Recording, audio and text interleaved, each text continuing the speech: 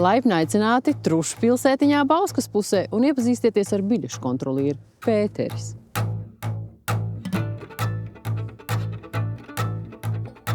Saimnieka labā roka Ričs cieši uzrauga pilsētiņas 35 trušu rezidences. Lielākoties mājiņu arhitekts un būvnieks ir šejienes saimnieks Ojārs. Pilsētiņā pat labam dzīvos 100 trušu mammas, no kurām gandrīz puse jau gaida mazuļus, 15 tēvi un sava dzīve ceļojošajai trušu trupai, kas braukā pa pasākumiem dažādās Latvijas pilsētās un priecē lielus un mazus cilvēku bērnus. Viņi, ir pārsvarā krustojumi truši, nav tīršķirnes. Viņi ir izturīgāki nekā tīršķirnes. Viņi tādā ziņā, ka viņš var labāk pārvadāt. Viņiem slimības mazāk var pielipt ja kaut kur no citurienes vai kas, drošāk man. Pasaulē esot ap 100 dažādu trušu šķirņu. Cita no citas atšķiras ar kažoka krāsu, trušu augumu un citām skaistuma niansēm. Ojāra būvētajās mājiņās dzīvo tādi, kam lielākoties pietiek ar pārtiku, kas izaug saimnieka dārzos. Brīžiem viņi dzīvo labāk nekā es. Jautāts par trušu raksturiem, Ojārs teica, viņi visi ir tādi pat kā cilvēki.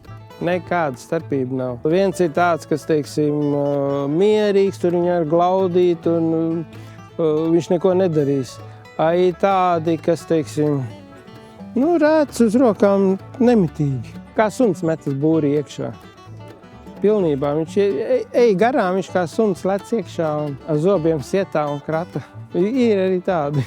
Kad saule sildīs vēl jo siltāk, ap trušu namiņiem pletīsies zaļa zāle, ziedēs puķes un zaļos košumu krūmi. Arī ļaužu interesi par garaušiem mostas līdz ar pavasari un to starp lieldienām. Taču ar mīlestības paušanu pie trušu mājiņām jābūt uzmanīgākiem nekā varētu šķist. Bērniem, pieaugušiem lielākais prieks, ka viņi var barot. Bet ar to barošana ir otrs trakākais, kad cilvēki nesaprot, ka nekādā gadienā nedrīkst plūkt ne puķes, ne zāli, ne maizi dot. Ja viņš izdara to neredzot un ir priecīgi, pēc 2 dienām, ar to trusīt var būt visādi. Viņam var būt ķepas gaisā.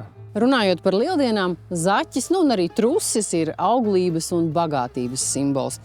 Trušu pilsētiņas saimnieks labi zina, ka auglība ir viena no trušu spēcīgākajām pusēm.